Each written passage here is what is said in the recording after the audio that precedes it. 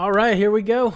The finals. Ken Herr, the underdog, versus Jay Smithers. If Josh putts well, I don't think there's any stopping him. He's got to be in his mind. He's feeling amazing right now.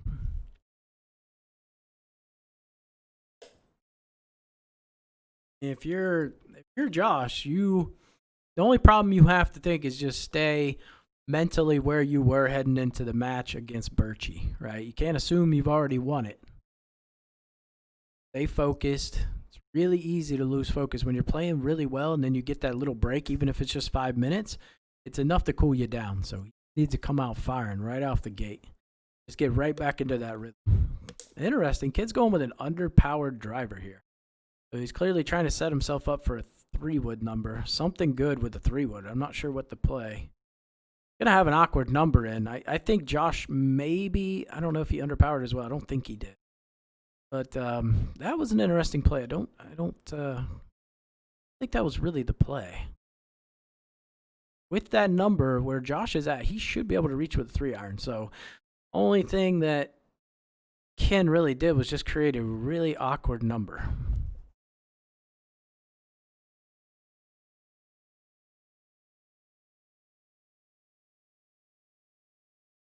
I don't think he benefited himself in any way there.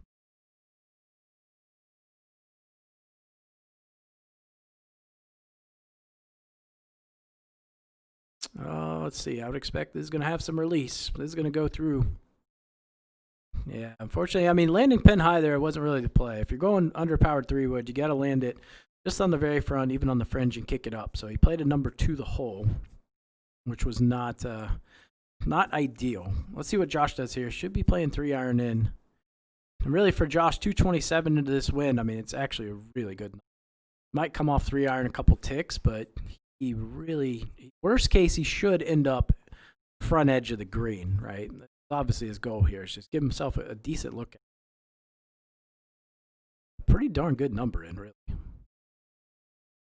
little surprised. Yeah, I would expect him not to play a ton of spin here. Maybe a little more than he needs, but should be okay. Hopefully that doesn't squirt through. It's going to stay on the front. When you get this camera angle, you're staying on the front. Not bad. A little, well, it's actually really, really good. Actually pretty fantastic. Quite nice. That is position A. So pretty makeable putt. It's not going to have a ton of break. Got what I call sneaky break. Sometimes it can be tough to read. Like it looks pretty straight.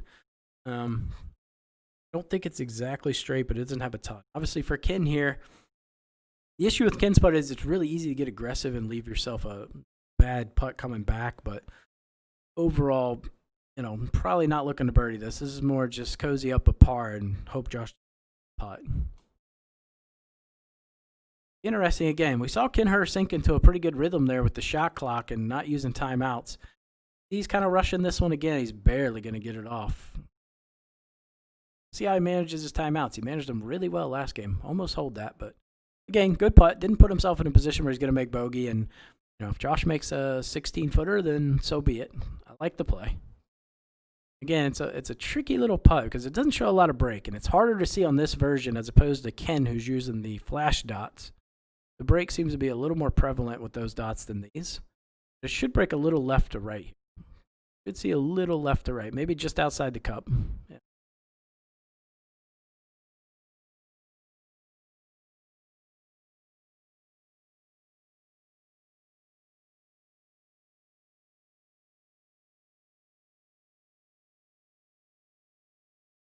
Great. Oh, just outside. Wow, that looked good. About 75% of the way, that putt looked like it was going to drop. Unlucky, but, par on Chambers number 1. I don't think either player's too upset with that. It's a tricky hole.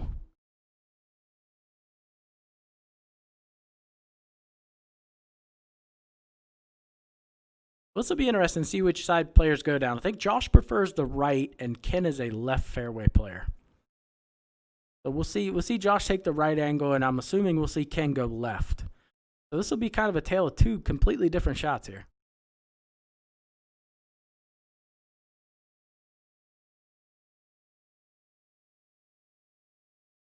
So they're both going to have different angles in.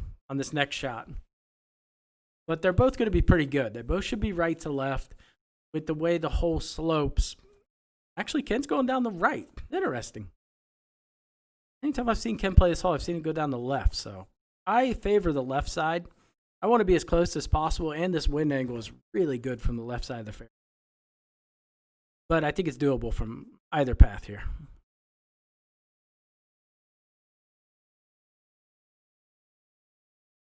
All right, we're going to kick it back over to USGA for a minute while I handle something. But this would be interesting shots here. I think down the left, like I said, they could have been about 20 yards closer here. So we'll see what happens. But again, really good angle. Good angle for both the hole out, potentially. Now this green, big slope front to back.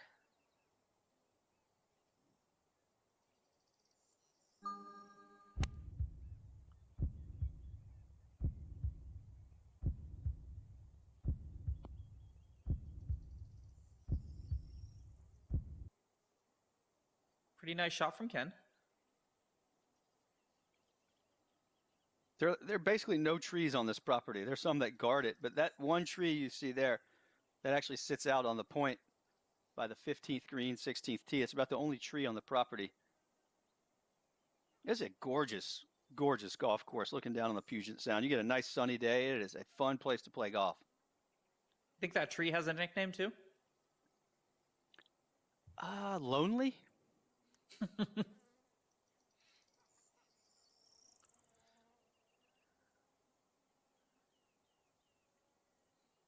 Well, two very different positions on the green.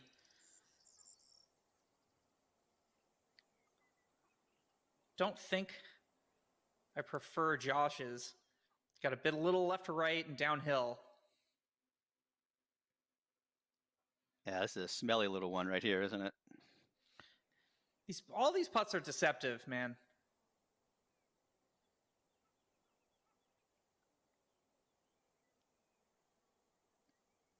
It doesn't take much to run this 5 feet past.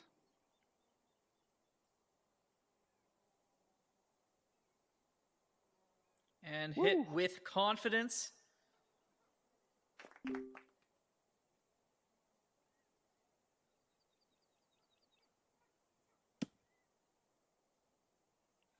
So yeah, in terms of elevation, much flatter, but definitely some weirder breaks to deal with. I'm saying in a 15 to 17 mile an hour wind, that hat's not going to stay on. You know, that's a good point. Too much surface area. Yeah, especially when you're leaned over like that, you're giving it a lot more surface area to. Yeah, now it's like a frisbee or a kite or something. It's going to catch the wind. Yep, for a few rounds of frisbee hat golf. Oh no! Can't do that.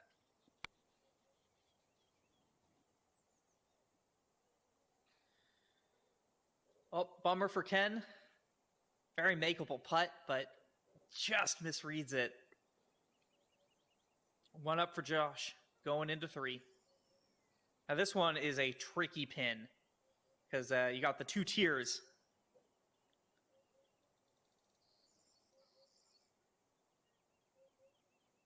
It's almost like 2 different holes, this green, when you put the hole location on the left and the hole location on the right. And this one, as you mentioned, so much more difficult.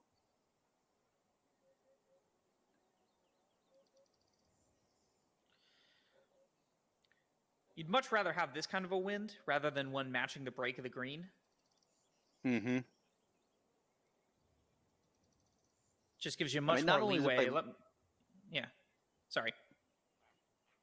Not only did it play longer with this whole location, to your point, there's so much more slope around the flag that even if you hit it to 8 feet, you really have to work hard to make the putt.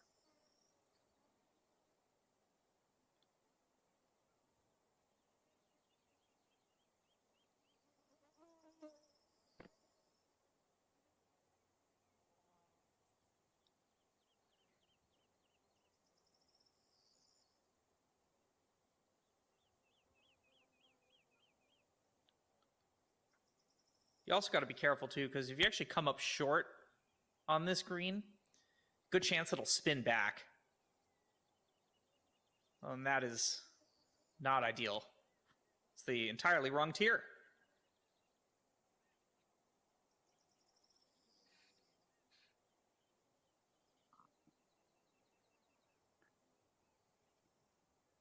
He's got a problem here. Big problem. Two big problems. Not only does he have 35 feet, as you said, up the slope with a lot of break, highly unlikely to make it. Possible, but unlikely. Ken's Josh reaction has say a it great all. look at birdie.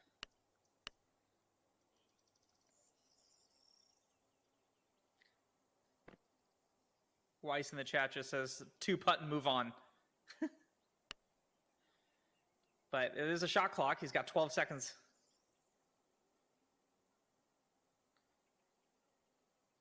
He's barely playing any break on it, yeah.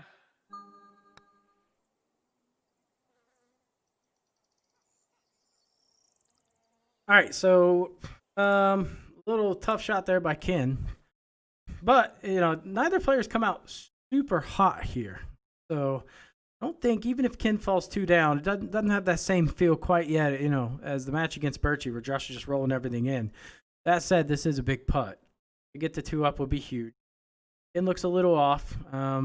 Josh's shot there, probably playing it a little safe there. Gave himself room to pull, which I like. He and I both share the same tendency to hit pools here, so he's probably playing for that. So pretty big putt. We'll see if Josh can turn it up. This could be a big one to get him right back in that groove, which he did. Great putt. We'll see how Ken reacts from here. Little loose. I think both those shots into 2, neither were very good.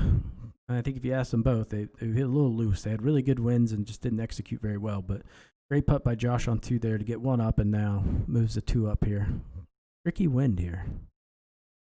Can be a little tricky. It's a good wind. It can also be tricky.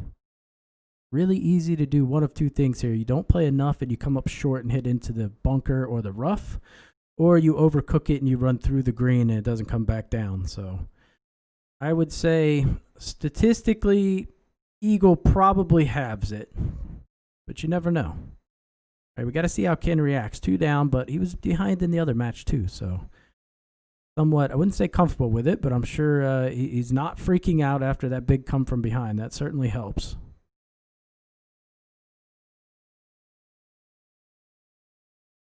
I like that he's taking his time. You can see he's not rushing, which is good. It means I feel like he's handling the clock a little better this game already, although he does chat a lot. I cut the chatting out. All right, let's see what these guys do here. Big shot here. If you're Ken, you got to be the first one to act and put the heat on Josh here. It's really, really key. What he does. Wind's playing a little different in this view. A good number, though. It's right around a perfectly full 4-iron. So he's got a great number in, which means Josh's going to have a pretty good number in as well. But based on these numbers in, you're going to have to make eagle. Eagle's probably going to be good enough for a halve is all.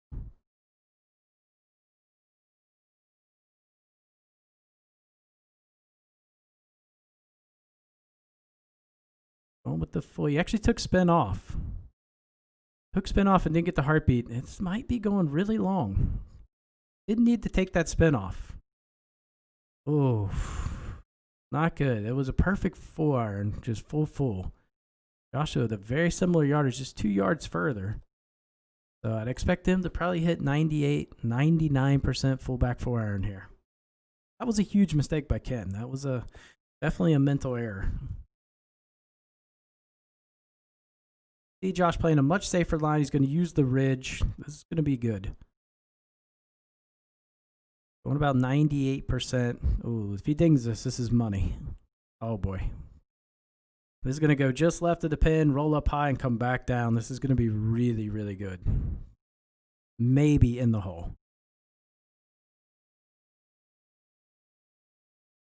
Nestles it up there for just tap-in range.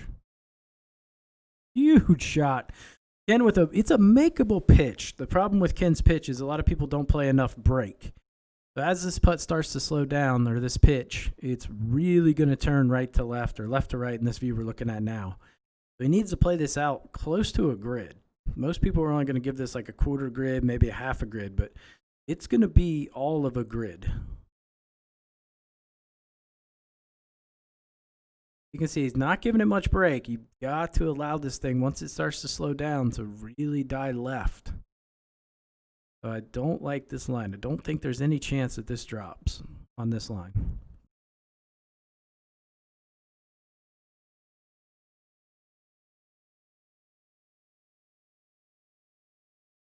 See it start to dart off to the left. Played a little too aggressive there. Didn't allow for it to release, but he also played it very firm too. I think the better way to play that shot is just let it run a little bit. So 3-up lead for Josh through 4. Kinher finds himself in a pretty similar situation he was in before. Good for Josh. Got to be feeling extremely good right now. Hasn't hit the crispest of approaches so far, but got a huge lead. Huge lead right now. 3-up on Chambers. Pretty big. For a player like Josh who has played this course so much and is very confident here, literally his top 2 favorite courses, Marion and Chambers. So he's on one of his favorite courses with a 3-up lead. This is not an easy shot, but this could be one where Ken really needs to hit one tight. He could really let loose here and hits this a little left, hits a pull or something like that. This could go offline.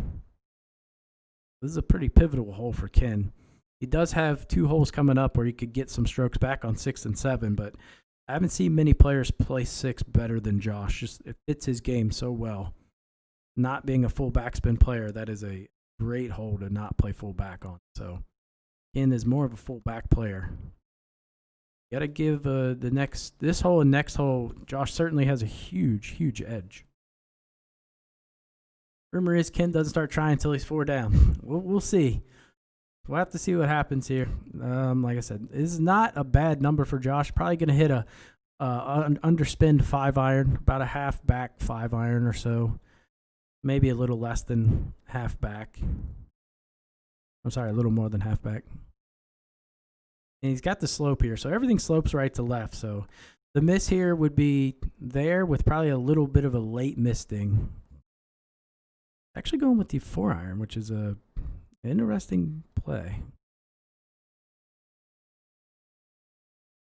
Expected the 5 out of him, but he actually went with the fullback 4, which is kind of uncommon for how he plays. Great shot. Pretty simple putt. It is missable, but I would say extremely likely he makes it. It's almost going to be dead straight. The deceptive part is it shows a lot of break that isn't there sometimes. But interesting play there. Josh usually tends to not play full back when he can. That was definitely a shot where he could have played half back, but elected to go with the 4-iron. See what Ken does here. This is huge. Ken playing pretty quick. He's still got 20 seconds left. 4 yards closer, so not a bad number in. The miss to the right won't hurt you. Everything's going to slope back towards the hole. Problem is he might end up with a little tricky 5-6 footer, which it didn't quite stop. It's not a bad putt if you play this firm. You run into problems when you try to cozy this in.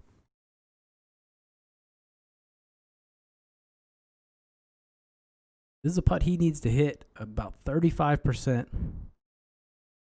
on the edge. Not a putt you want to play at like 25% power here and try to drizzle it in. Really enjoying the commentating of elite players. Thanks for doing this. No problem. No problem. Like the line. It's a great line. As long as he puts a little heat on this, it should be fine. Cannot afford to give another one back here. Got 10 seconds left. Got plenty of timeouts. Hasn't used the timeout. We're on hole 5, so that shouldn't be a determination. Obviously, he plans on using a timeout if he's chatting in the chat or whatever. Typing in chat. All right, good timeout. I think that's well used. Got plenty.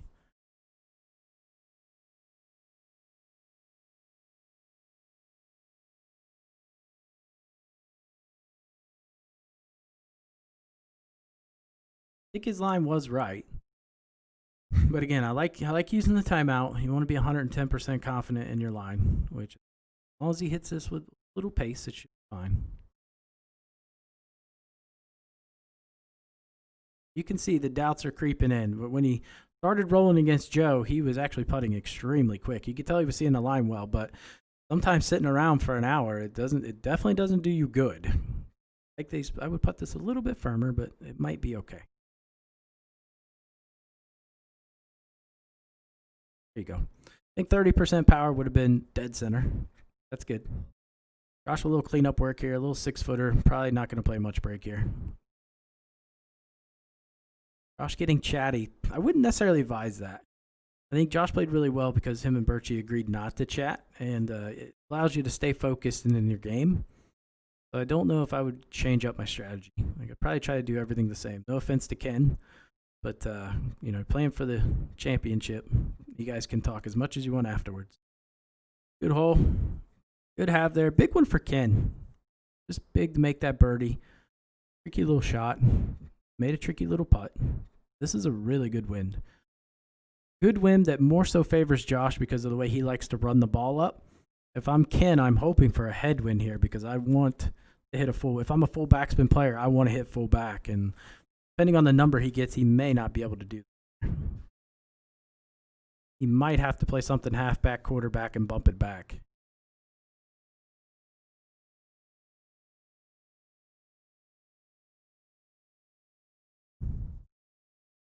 We'll have to see what kind of numbers they have in here.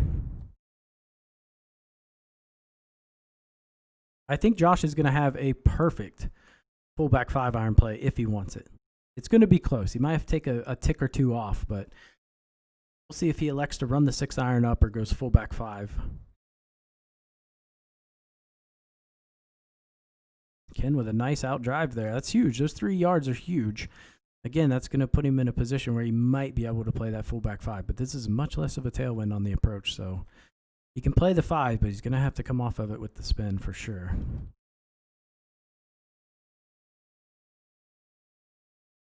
So Josh is looking somewhere around probably 188, 189. Could play it up to 190 if he wanted to. But really, the number he's looking at is going to be right around that 188 number if he's going fullback. Looks like on this line, the way he's looking at it, he's going to bump a 6-back. He's going to play a flattish 5-iron. A couple different options here. It's interesting. He could play a quarterback 5 full from his number, I guess. Or he could go with the 4. Taking the aggressive line. Hitting some shots that we don't normally see him play. Normally he bumps this back. So the fact that he's trying to flight this there, that's a little out of his normal game. I'm a little shocked he didn't stick to his normal play style. Like I said, that's just not a shot you see him play a ton. All right, let's see what Ken does. If Ken hits about the same shot Josh just hit, it should be perfect. So it's going to be something around, probably 60% back and just let it rip. And it could be just absolutely perfect.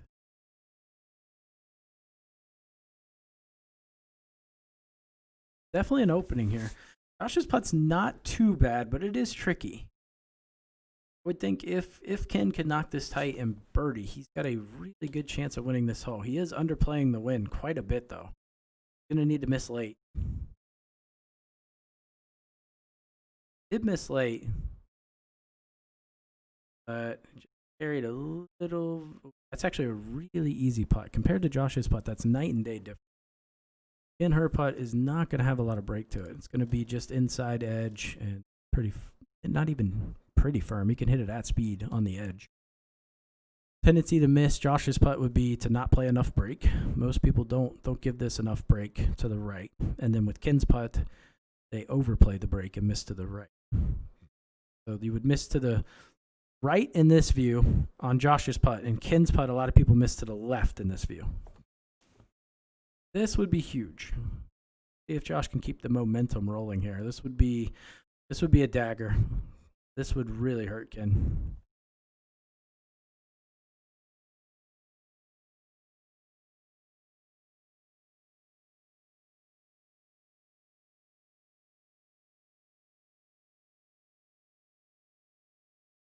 Oh, it's a beautiful putt. That's just short. Oh. All right, opening for Ken here. Take one. This would be big with 7. 7 is another potential swing here too. So 6 and 7 on your front are going to be your big swing holes, and obviously 9, and then 8 depending on the wind. If we get a headwind, we did see Josh par 8 a couple times in the USGA with headwinds, so you never know. Let's see if Ken can navigate this break right.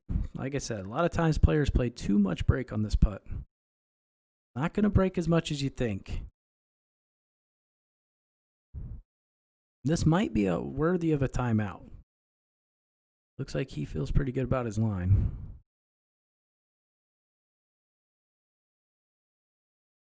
Oh, just did not actually play enough break. Oh, that's huge. That's such a big putt. I would have liked to have seen him use a timeout there. Definitely would have liked to see him use a timeout.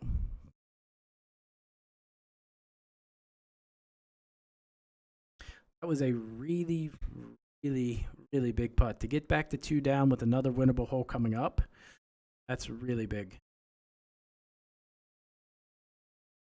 Good wind here. Great on the drive. We'll see about the approach. This might actually be a really good approach wind. It could actually end up being a side wind on the approach.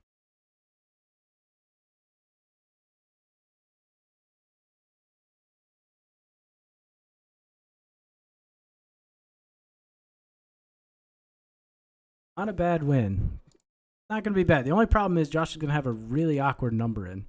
He's going to have to underpower a 9, but most likely he's going to have to hit like a 94, 95% 8 iron, somewhere in that range, in all likelihood.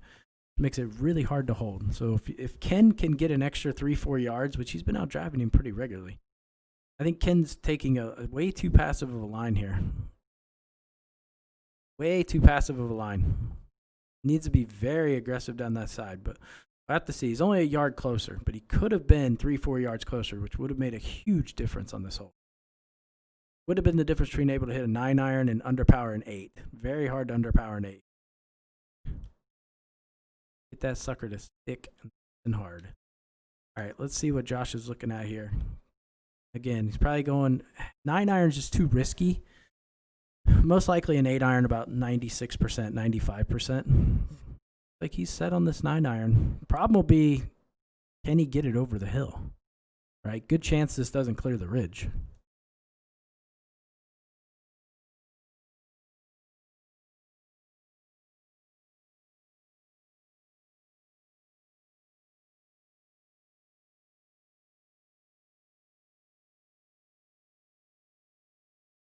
Fortunately, he did not clear the ridge, so he's going to have a really tricky putt coming up. Very, very tricky putt. But it's just a really bad number for both of them, really. It doesn't work out any better for Ken, really. I mean, he could try to play the same shot, but I don't know if we'll see. Ken's hit a couple underpowered 9 irons, but I would expect him to go 8. But he did see that Josh hit 9, and he knows he's a yard closer, so that could also change the outcome of his shot as well.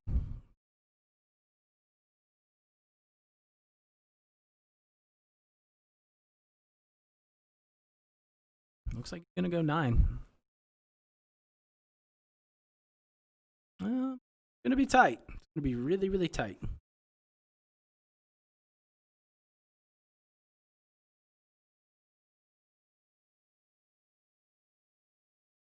Did clear.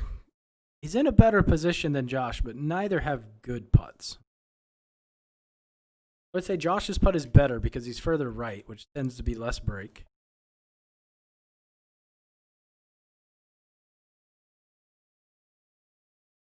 Putt doesn't look actually too terrible. Definitely makeable. Like if Josh makes this, he will most likely move the 4 up. Not bad at all, actually. Put it in a perfect spot. He missed all that side hill break there. Putt's almost straightish looking. Maybe just inside. He's playing a lot of break here. We'll have to see. Other view didn't necessarily support this line. Another good timeout from Josh. Really love that. I think he's definitely utilizing his timeouts better than Ken has so far. I think this is his second timeout. Oh, it's actually his first timeout. Thinking of the other match. That was a good timeout. Really big timeout. Now you got to capitalize and make the putt. So he's playing a lot less break, which is good. He was way overplaying the break before. Huge putt here. Oh, massive. Great putt. What a roll. All right, so much pressure on Ken. Ken's putt is going to be the complete opposite. This is a big left to right bender.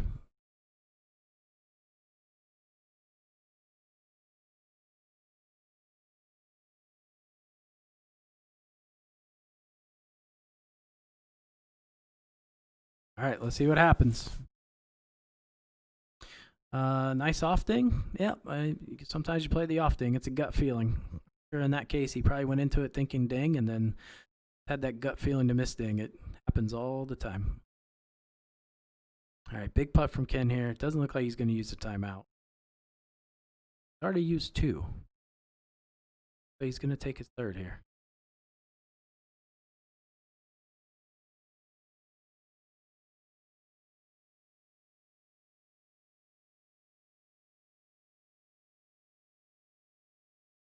Apparently I can't count timeouts, so this will be his 2nd timeout. I'm getting my rounds mixed up. All right, so 2 timeouts from Ken, 1 from Josh. So Ken has 4 left, Josh has 5. So plenty of timeout. Putt from Ken here. A tale of 2 vastly different putts here.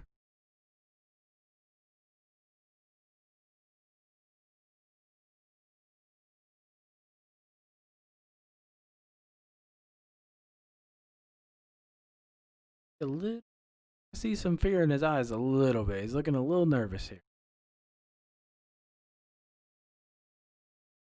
Oh, beauty. Oh, no. What a great roll. Wow. That was a very good roll. Hats off to Ken on that one. That was a good roll. Tale of 2 different places, man. Where you want to be and where you don't want to be. Obviously, you can see Josh had a much easier putt. You see the tailwind here. I don't know if it's necessarily the wind you want to see if you're Josh, but considering he did not fare too well in the qualifiers with headwinds, he's probably satisfied. He'll take the tailwind here. Given that last hole they had a really good winds on the par 5s, and he was able to convert when Ken wasn't, he's probably feeling pretty good. Got a really nice kick here. Really nice. Borderline too good. Borderline he's going to have to underpower something or maybe look at hitting a 3-iron, but that's pretty far up there. Probably something he feels good in. Myself, that's a little further than I like to be personally. Like Ken's looking around. Could just follow suit here on the line.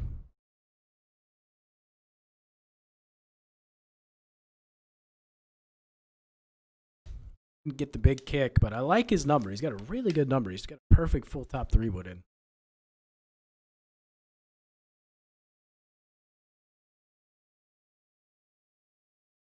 See what he does here. I mean, you could play this flat. He could play, top. There's lots of different ways to play this. If you've got a great wind direction, one of them will make eagle, if not both. You got to figure Ken has to make eagle. It's 4 down. I don't necessarily think he needs to play any wind adjustments. Don't want to play any wind adjustments here. If you go left of the flag, it's perfectly fine. Worst thing he can do here is play this wind adjustment and then miss late. That would not be good. Got to ding or pull this. I'm going to play the wind. Hit the pull, which is good. Got the heartbeat. Path. Oh, going to cozy. Oh. Good shot there. Clutch shot. You need that. You know your opponent's playing well. He's got a great number in as well. It's job ponying up there and hitting the shot you need to hit.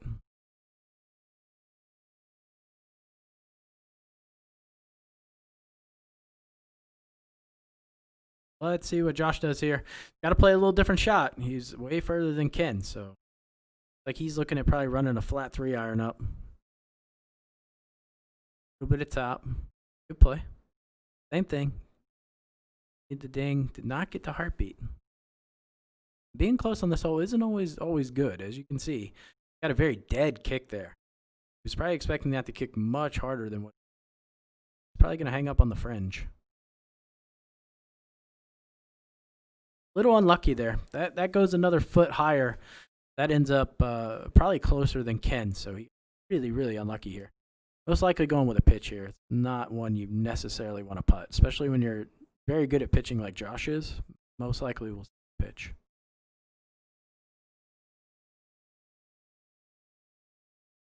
Could be a chip, too.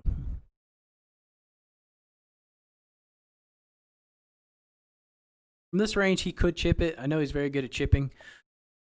See, I just don't see him putting this. I don't think it's one you putt.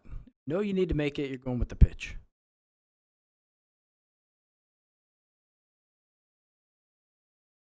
Oh, all right.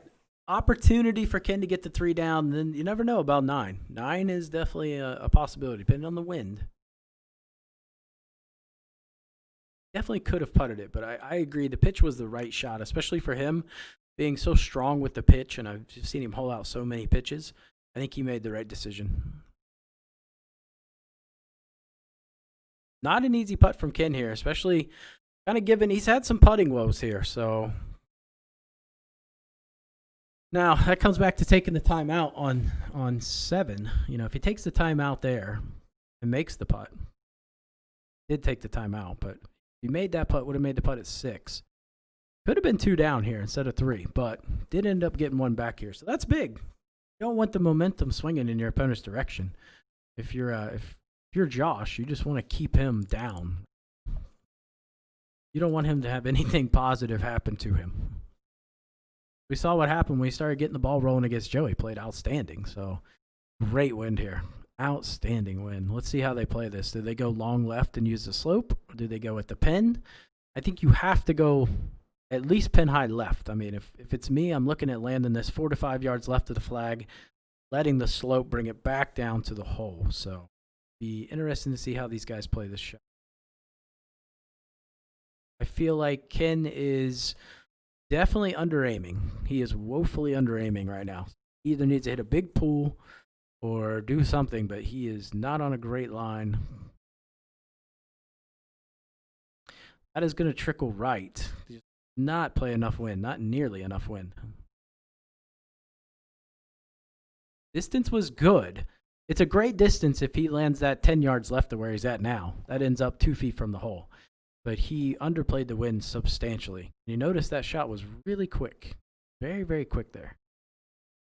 They're playing about 179, 180. So I think you could go full backspin up to about 99% here if you wanted. And then in terms of the wind aim, you got to play this for at least 21, 22 yards, if not 23.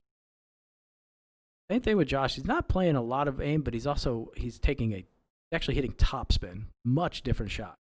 So they played about the same line, except Josh put top. Makes a dramatic difference there. The beauty. Come on back down. Not super easy, but that in all likelihood will be a birdie. Ken's got a tricky right to lefter here. Not easy. Tendency here would be to overread it. This is huge. You don't want to win one and give one right back on the next hole. Far more interesting commentary. Thank you. Big putt from Ken here. Even if he has to use another timeout, I mean, you're at the point now where you just have to do what you have to do to at least half the hole. If it costs you a timeout, so be it. I do like this line. Little misting.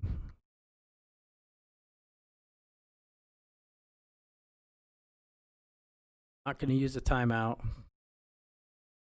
Ends up hitting the dang. Ooh, slid it in. Big putt there. Puts a little pressure on Josh. It is a pretty easy putt, but still pressure, and that's what you want in match play. You want to continually put pressure on your opponent. This is one of those you can play too quick and just assume you know the line and miss it. Did see Josh miss a pretty easy one in the E-Tour. I'm sure he probably learned a lesson from that. You can see him not taking this putt lightly. Normally a putt he probably would have already hit and been teed off on the next hole, but I like to see slowing down and hitting with some purpose. Oh, no. Oh, all right. 2 down heading into the back is Ken. Won the last 2. Big. That that was huge. I mean, the back nine, we've got so many swing holes here. I mean, 10 you would expect to be birdies, but we got swing holes at 11, 12, 15, 16, 17, 18. This ain't over, folks. This could go a lot of different ways. Now, with this wind, you would expect both players are going to hit pretty tight approaches. It's going to be 9 irons and pitching wedges in here. I don't think we'll see anyone use the left slope. I think they'll just go right at it. So, previous match creep me in Josh's mind? I don't think so. No. He's just not the type of player where that's creeping him in his mind. I think he's fine. I don't think we'll see a meltdown. I think this is a good hole to recover. Like, the last thing you would want to do is go from missing that putt to having to play 11, where it's really tricky. This would be a good intermediary hole for him to get some momentum back and just build a little confidence, because most likely he's going to have a 4 or 5 footer. We'll see here. Like I said, nothing tricky about this shot coming up. This is one where birdie should have. I would expect both players to birdie this vast majority of them. It's a pretty straightforward shot. You've kind of got slopes on both sides, so you've got room to make mistakes. It's going to be a straightforward hole.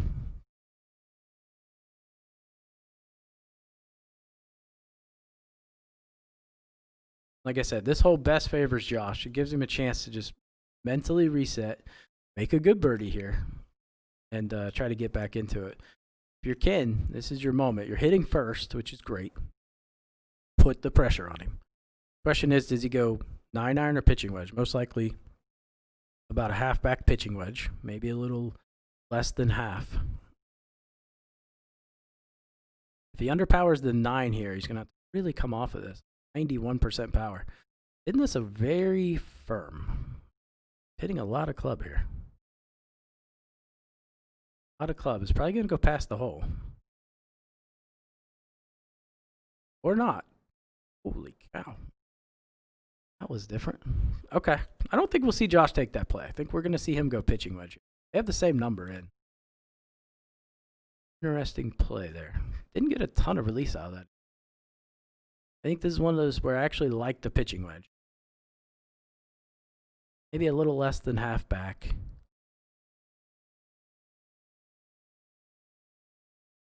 Yo, David B. for real. Thank you very much for using that Twitch Prime on me. Much appreciated. So Josh going with about quarterback or so.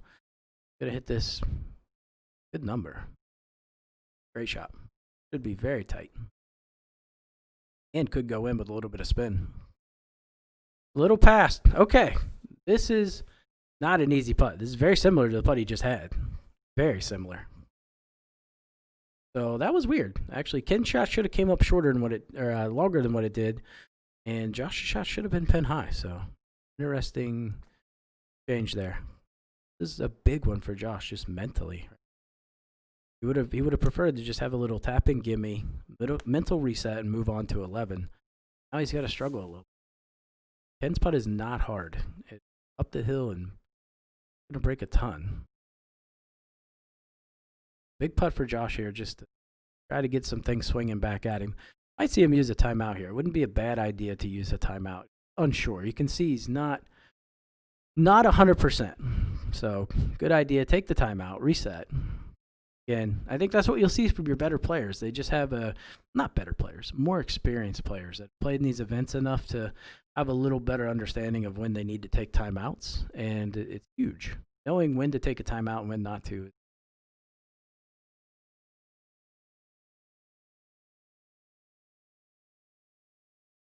He's going back to the same line.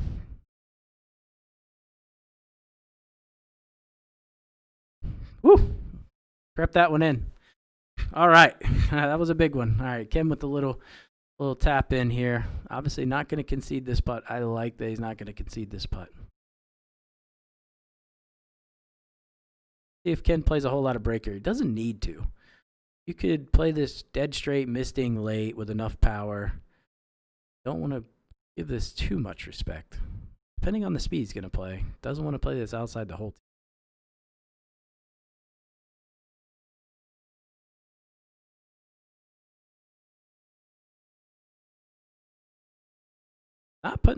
He's hitting this very firm. Okay. Good putt. Good putt. All right. So still 2 down. He's making a run here. We got the tricky 11th coming up. It's so wind dependent. This is a good wind. The only problem with this wind is if you miss ding, you will lose yardage, number one. Number two, it will go way offline. If you miss ding late here, you will have a 15, 20-footer. So this definitely could be, this hole could swing either way. I think we're going to see somebody, either Ken move one down or Josh move three up here. Ken's taking an extremely safe line. Very, very safe, which I don't necessarily agree with. That just means he's leaving himself a much longer second shot. We should see Ken playing first here, and he is quite a ways back. I think we'll see Josh be a little more aggressive down that left side and try to cut the distance down on the hole.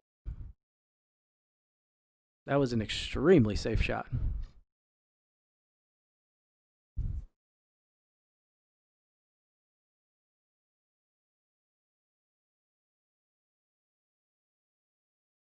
I think that's going to leave Ken with a little awkward 3-iron in too, whereas Josh is going to be hitting 4 or 5-iron in. So this was a interesting play. You can see Josh is almost 30 yards ahead of him. So I'm not real sure why he played it so safe into that.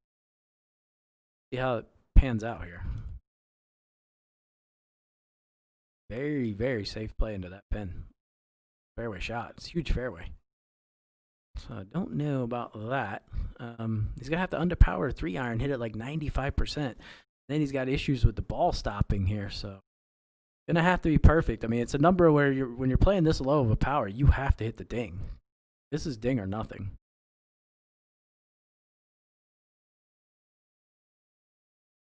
Miss late. Oh, no. He got the heartbeat. Wow, he got away with a major miss hit. That, it's a good heartbeat, but it's bad. I mean, that putt is really hard.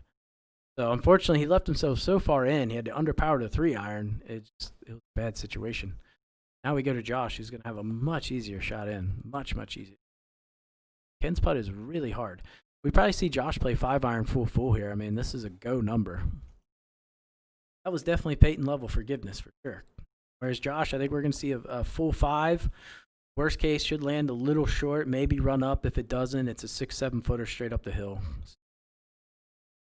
Going to take a little spin off. I'm a little surprised he's going right at the pin, given where Ken's at. But just taking a little off. Okay, I like it. At the pool. Oh my, the Peyton forgiveness is alive on 11. Holy cow.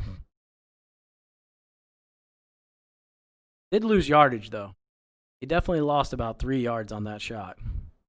But he's got himself with a left to right or up the hill. It's a little tricky. But you don't have to worry about bogeying.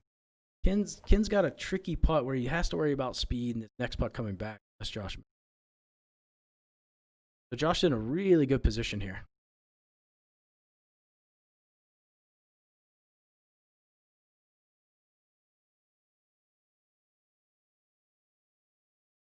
Peyton forgiveness it's a real thing. It's scientific, fact based. Okay, let's see what he does here. This is one you cannot miss. If you're Josh, it's huge mentally. If you miss. After putting so well at Marion, missing a couple of putts already that probably should have made. He's also made some putts that maybe too. So a big birdie there. Big birdie. I almost say that putt right there. It may seem insignificant, but I feel like Josh wins the match on that putt. I feel like that was for the match.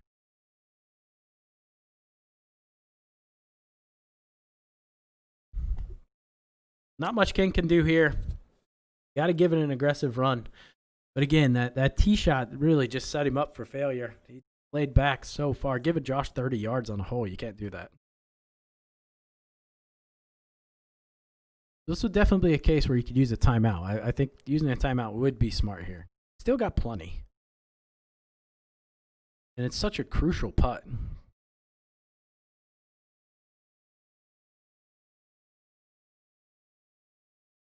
Yep. All right, that's a big miss. Back to 3. And we could see another swing on 12 here.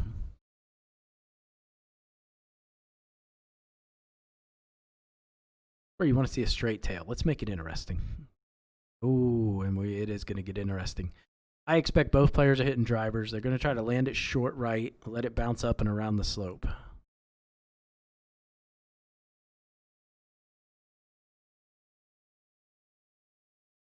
It's a good number. It's not one that you can't pull off. Got to land it perfect. Really easy to end up on the hill here. If Josh gets a heartbeat, this is huge.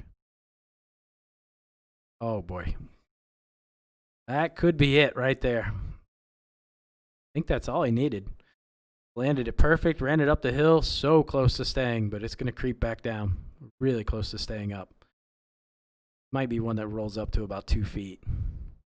He just caught it so high on that hill, it's just not going to stop. It's going to keep coming. Just perfectly played. You literally couldn't play it any better than that.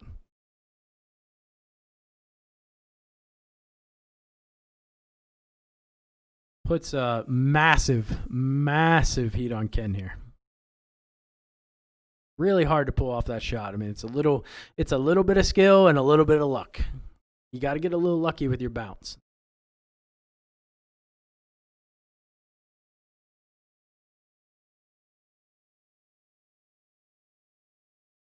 We could see Ken hit this the exact same shot and it goes up on the hill. So need that first bounce to work in your favor here. They're literally hitting about the exact same number. Ken's playing damn near same number, maybe just slightly more power.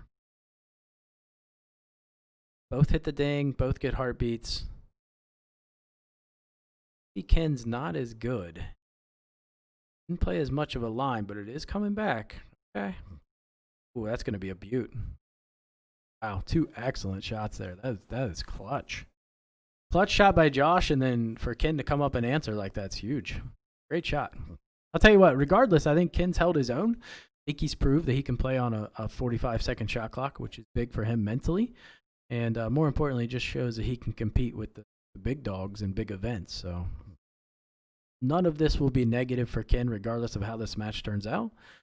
And he's got an awesome personality, so kind of sees the brighter side of things. So no matter how it turns out, I think Ken really performed well, represented himself, represented his country club.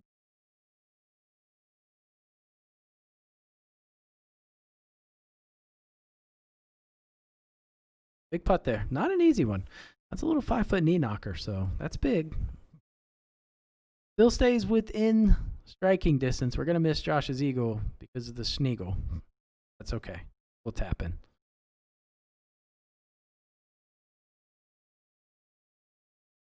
All right. Big hole here. Big hole. One you would expect both players to birdie, but never know. Sometimes on this hole you can get a weird kick, bounce. Things cannot go in your way. This is one where we could see a changing of the tides. Then we've got a tricky hole at 14. We've got a tough hole at 15, 16, 17. Who knows what the wind is on 18, right? So there's ways that this match could definitely turn still. Beauty of Chambers is the last 6 holes are really, really good for match play.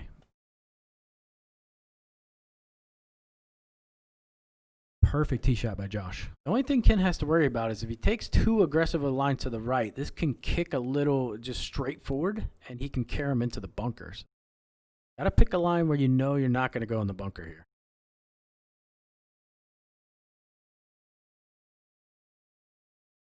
See, Josh played the top spin. He's going to get a little more net distance because of that top spin.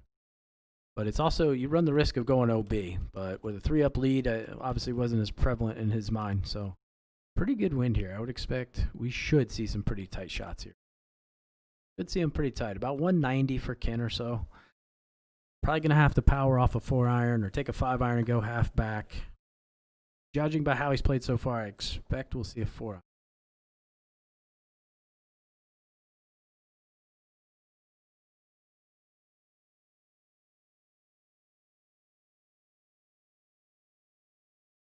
Does go to the 4. It's about 95, 96%. When players go wrong here, they overpower and they go up on that hill and leave themselves a really putt.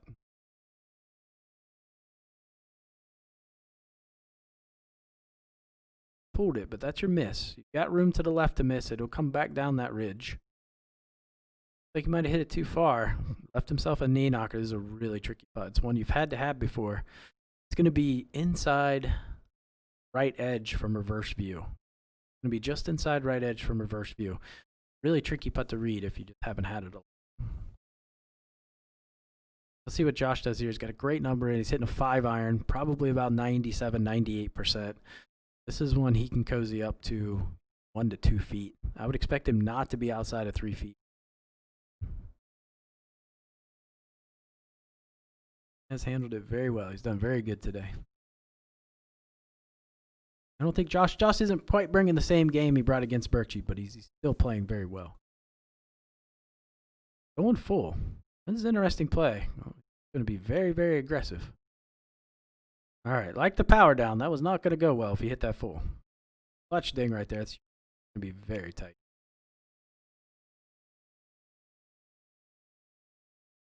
Ooh, a little unlucky. That came up well short of what it should have. A little unlucky with the distance. It's going to be a left to righter. Not a bad putt, but it's definitely not in. Much better putt than Ken's, though. Putt, though, you kind of need to know the line. It is breaking quite a bit more than I thought. Got a little higher. He's a little above pin high. It's really important to be short of the pin here. While Josh's shot may not be ideal, it's in a much better spot.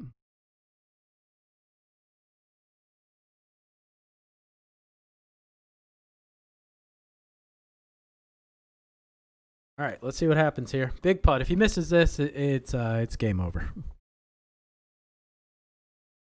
He'd be 4 down with 5 to play. Not enough time. Not going to do an epic comeback. Takes another timeout, which I don't mind. I definitely think that's what, even if you have to use 2 here, use 2.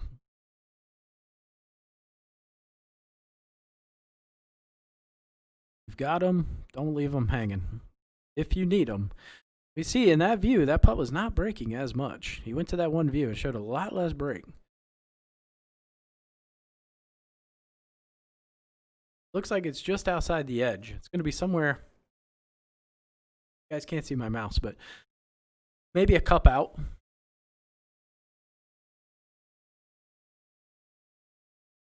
Might have to use another timeout. You can see him just very upset. Kind of starting to mentally check out at this point.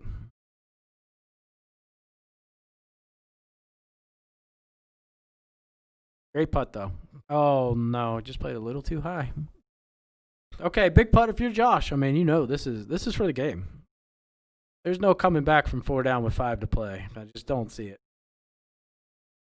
Not with 16 being a fairly makeable birdie hole. And 14's being a fairly makeable birdie hole as well. 2 really good chances to make a birdie and close out the match. This is key.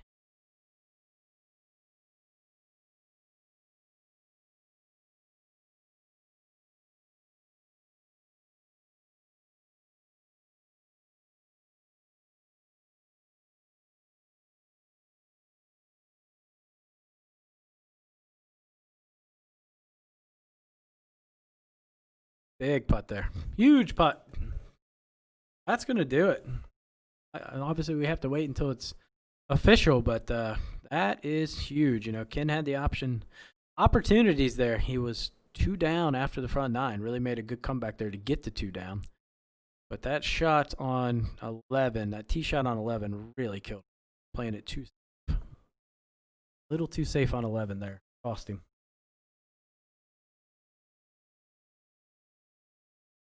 Good line by Josh. It's a little safe, but if you got a 4-up lead, just put yourself in the fairway. Don't mind it. A little passive. Good play.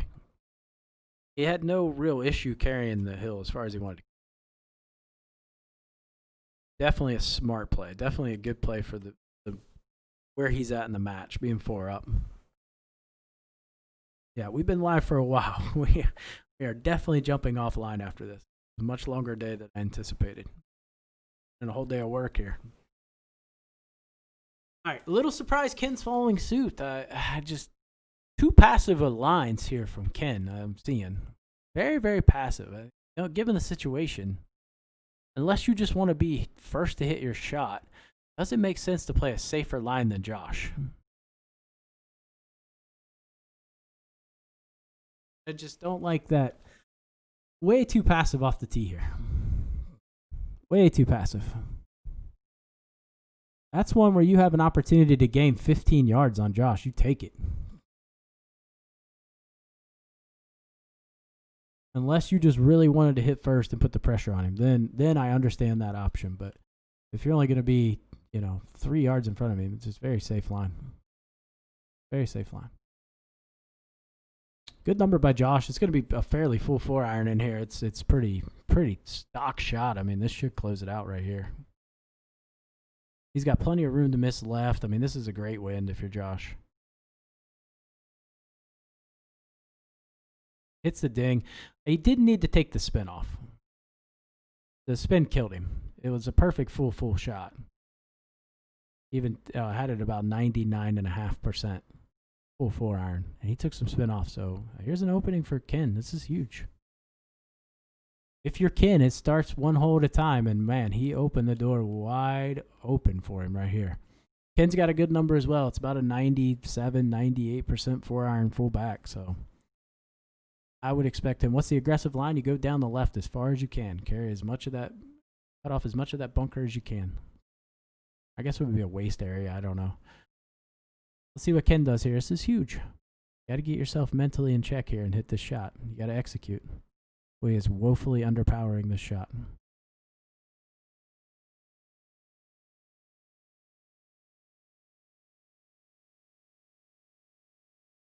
Not real sure. Actually ended up pin high, so maybe he played it right, but massive pull there. It's not a bad putt. It's a fairly straight putt. It is definitely makeable. A hole out. Ken didn't need a hole out here. Birdie would have definitely won the hole. This is a putt. You know, if Josh makes it, he just makes it. But if you're Ken, you know birdie in all likelihood gets you back to 3. A little early on that click, yeah. Just a little bit. Josh has a nightmare putt here.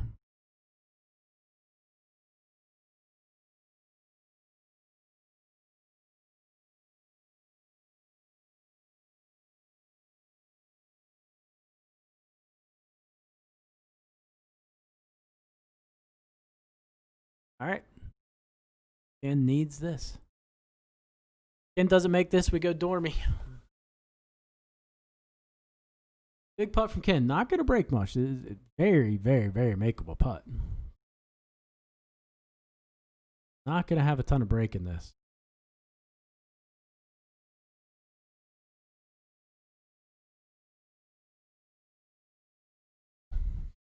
Big putt here. Again, if you got to use a timeout, use a timeout.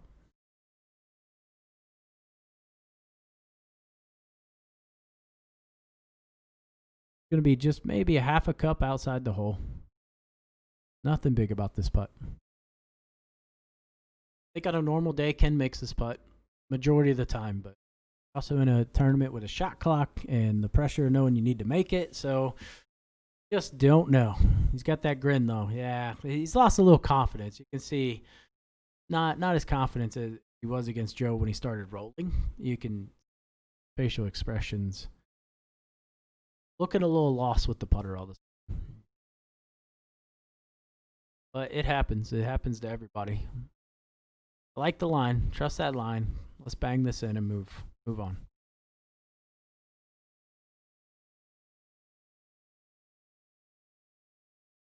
No, he ain't liking it. You can see he's wearing his heart on his sleeve here.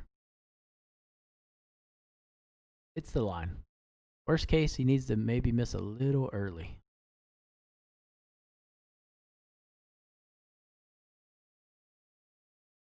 There you go. Good putt there. Big putt. Who knows? We'll see how that transpires, but it's going to take a hell of a comeback here with some tricky holes coming up too.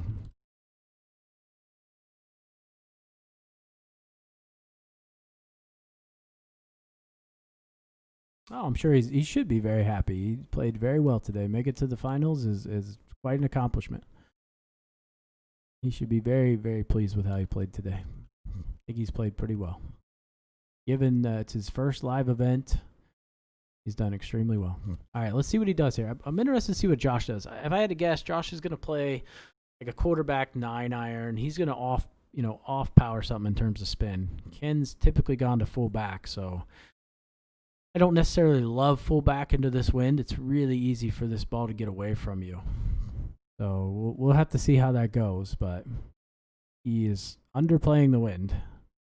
Still underplaying the wind. Now he's got the wind pretty good, but Got to hit this a little firmer than what he is. That's maybe a little underpowered. Hit the ding. I don't think he hit it hard enough. And that spin, once that gets up in there, too hard to control on this tee shot. I like playing less spin here and really controlling it. It was a big tailwind. I had that as a slight headwind, and it's actually a tailwind. So a little unlucky there. Bad news is Josh saw that, and he gets to now adjust his game. But I would expect we see Josh play like a quarterback 4-iron here. Something to keep it out of the wind as much as possible. A little better option on these big downhillers. I don't think Ken has an extremely makeable pitch, but I don't think we'll see Josh put this outside 10 feet. I think we're definitely going to get a heartbeat here. I think he can feel the adrenaline right now. It's going to be about 98% power, 99, and going to stick this. So he's going full aggressive. Little aggressive there. Uh-oh. Don't think that carry. That ends up down the hill. Maybe another opening for Ken here. I don't know. Not an easy putt Josh had. Got himself a tricky putt, but I don't know if Ken's on the green. If he isn't, it's a very makeable pitch. Ken with the pitch first, but like I said,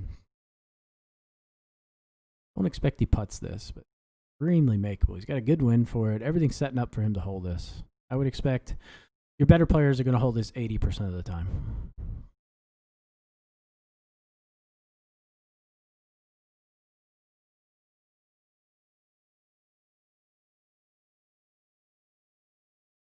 This is that moment right here. This could be a huge moment, actually. This is massive. If he makes this, odds are he's going to win the hole.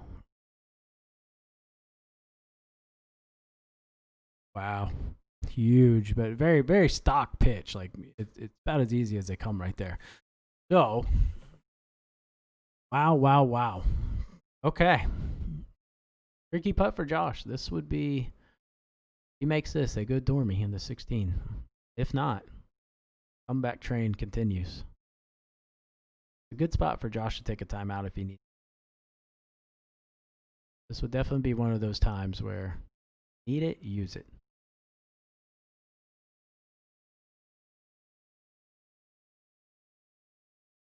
And like I said, Ken has just played so well. Played very, very well. His lack of aggressiveness may have cost him a little so far. Overall, he's played very, very well. Awesome job. Yep, smart timeout. Like I said, your more experienced players, they just have that feel like, okay, I should take a timeout, and they do a little bit better job of managing those timeouts, just because they've been in these situations several more times, whereas Ken, it's his first event.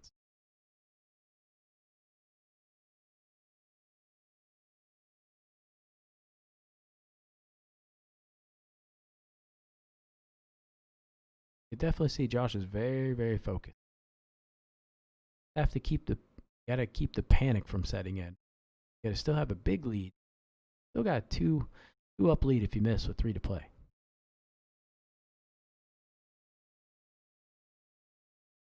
That's okay. Biggest thing is you got to stay up mentally, right?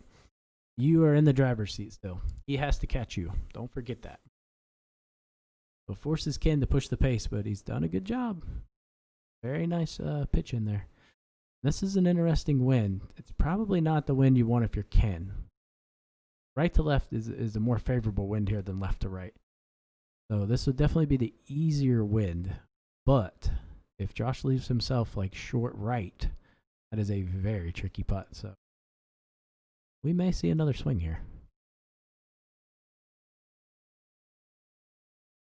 Saw the wind move a little more towards being a bit stronger. And again, Ken's playing a very passive line. I don't like how passive he's being off the tee. See, that was extremely passive. Now's the time not to be passive. You're behind. You have to be aggressive. You have to take risk.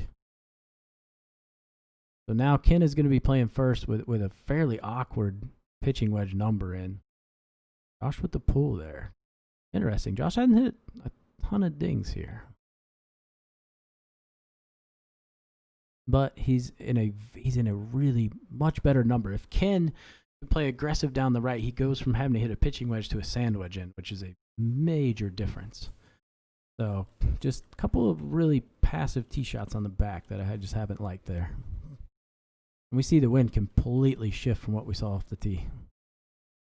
So that's interesting. That might be one you want to check. We'll have to see how this goes here. He does have the 115 wedge. I forgot about that. And this is a good 115 number. Maybe just a tick of top even. Actually going backspin. I don't like the backspin play here. Definitely don't like the backspin play. That was not a good idea. When your danger is short, you don't want to backspin. If anything, he needed top there. He needed to go down the ridge, not leave himself with one of the most difficult putts on the green. So huge opening for Josh here to shut the door. I imagine we're going to see maybe a full top sand wedge or a quarterback pitching wedge. He's not going to put a ton of spin on this either way. Not going to see a lot of backspin. Really just wants, if he ends up 5-6 feet pin high right, that's pretty ideal.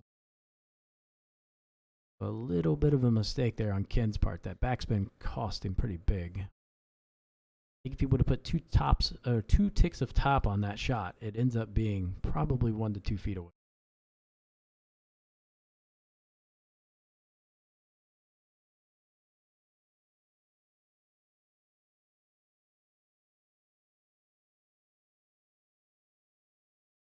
Almost timed out by Josh. You could see him rush a little bit at the end there. I think just take the time out there. Didn't like how he very, very little spin. He also left himself a tricky putt. Didn't leave himself the best putt here. Ken has a terrible putt though. Really bad lead by Ken. Not a great lead by Josh, but much, much better than Ken here. Could close the match out with a make and a miss.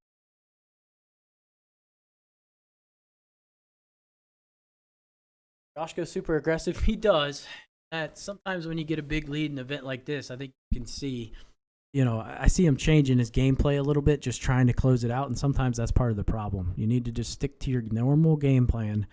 And if you're an aggressive player, just stay aggressive, right? When you try to play somebody you're not, or a different play style than what you're accustomed to, you make mistakes. I can tell you that firsthand. When I try to play, a different way than what I'm accustomed to and how I always play, it very rarely goes well. Good timeout by Josh, but he doesn't have too many more here. He is got 2 left, so not a bad timeout. It is a huge putt. I mean, if he makes this, it's most likely over. So definitely not a bad timeout.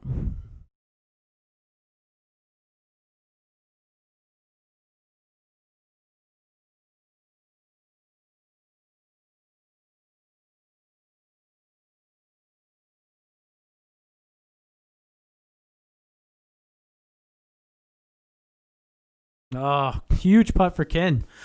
Could go 1 down with 2 to play, although this putt is just going to be gnarly. But he does have a timeout if he needs it. He's still got that in his back pocket, but really putting that backspin on that sand wedge was really critical. That really killed him. Just 2 ticks of top, and he has a tap in right now for birdie. So we'll have to see. This is definitely not easy, but I haven't really seen him hold like a big putt yet. So I feel like he might be due.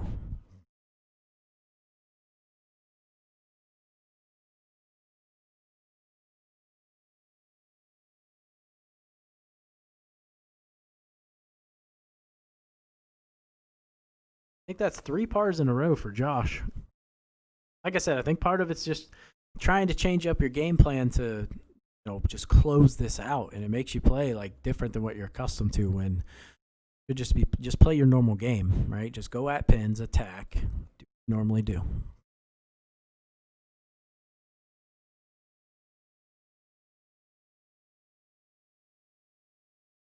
Yep, you can see Ken is quite frustrated, and he's not playing this putt nearly high enough. The speed that he would have to hit this for this putt to drop would be incredible. It would be incredibly firm. This is a good 1.5 putt. Doesn't really have time to do this. I don't know how many timeouts he has left. I feel like he's running out of time. I don't remember how many he has, but this could be a forfeit if he doesn't get this putt off in the next 10 seconds.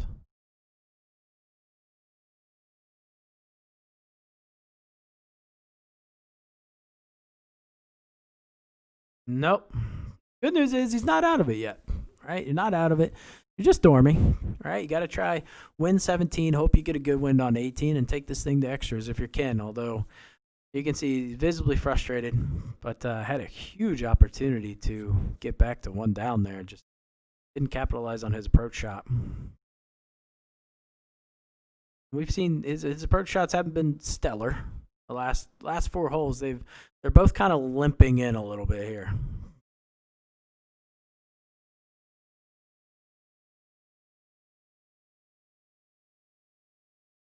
Good putt there.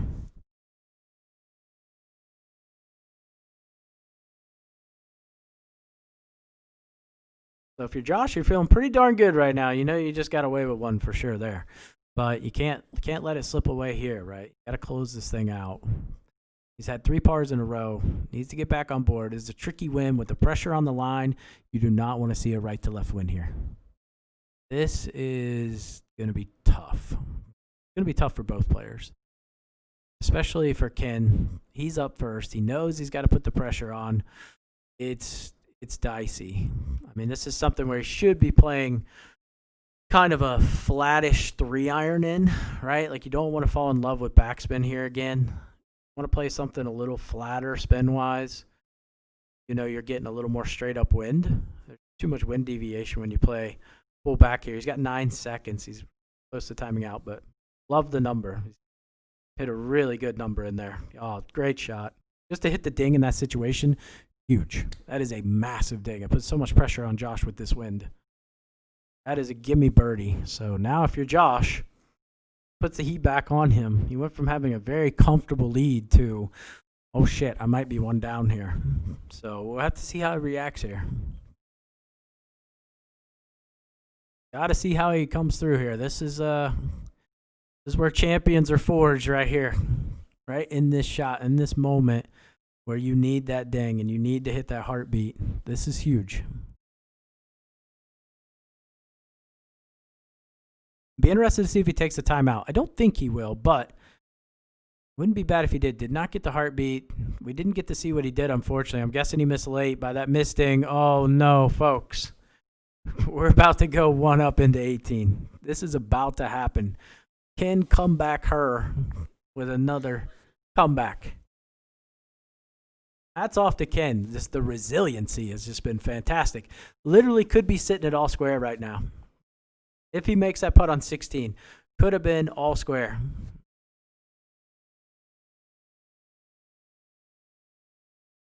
Think back to my earlier comment when Josh made a decent birdie early on in the match. I said it could be the difference. Think back on that now.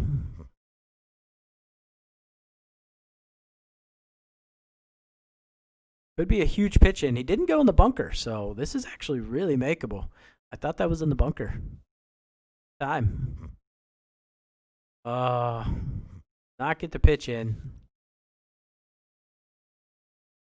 Yep, 11th hole. We made that good putt. Was key.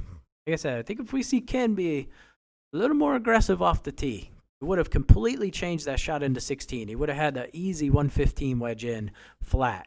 He plays a more aggressive line. On 11, if he plays a more aggressive line, he's got a 4-iron or a 5-iron in instead of a half, 95% 3-iron. Those are 2 huge shots in this match right now.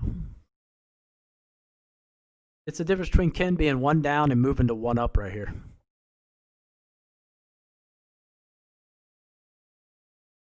Great putt, though. Great putt. This is where you want to see a headwind. Josh has never wanted to see a headwind more in his life than right now.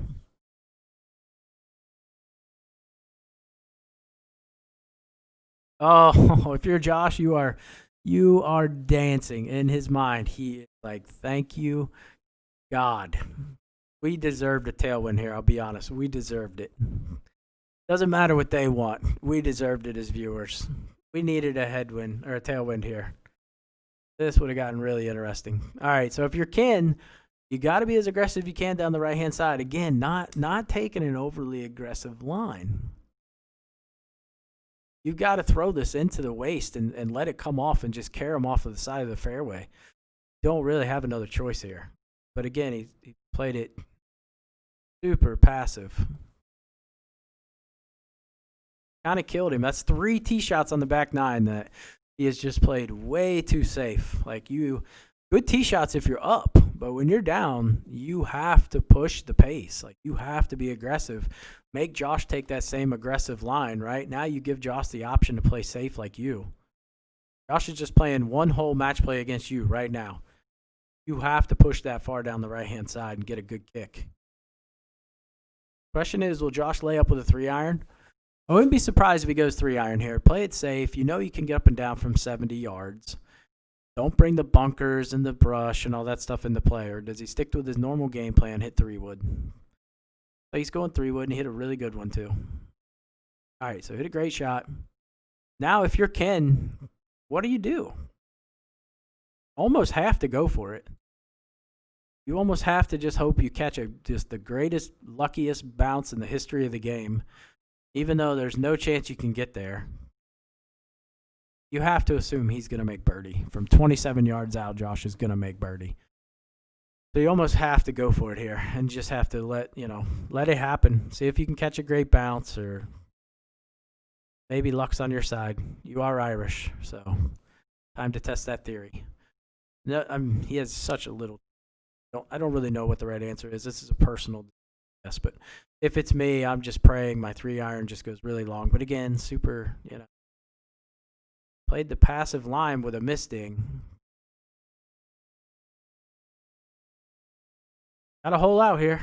I don't expect Josh puts this outside of 3 feet. So never know. Pressure is a weird thing, man. Little surprised Ken didn't go for it. I don't know. Must feel like he can hold that shot out. Be the only way for this to end, with a little hole out and we go extras. See what Josh can do. It's one where you just want to make sure, feeling the heat, make sure you're playing the right percentage. Don't miss meter or anything like that and hit the wrong club. Keep yourself in check. You've gotten up and down from here a million. Good shot. Clutch. Clutch shot. All right, so a tricky pitch for Ken, but it is makeable. I would say not highly makeable and very, very low make percentage, but you know what you need to do. I mean, if you didn't go for the green, you have to hold this. Either way, played great. Still has a timeout, so feel rushed here.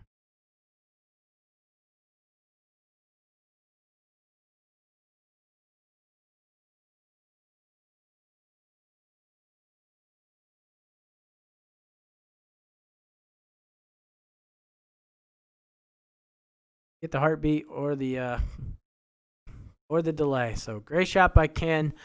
Let's see if Josh can clean this up. Just a little 3-footer. Shouldn't be a big deal. Not going to cast or curse this just yet. Fortunately, we don't get to see the putt. Congratulations to Josh, your 2020 USGA Match Play Challenge champion. Looking forward to going to the U.S. Open with him. That's going to be fun. Hats off to him. Well played by Ken. He played great. Fought back very well. Just a couple opportunities he didn't capitalize on, but once again, congratulations to Josh.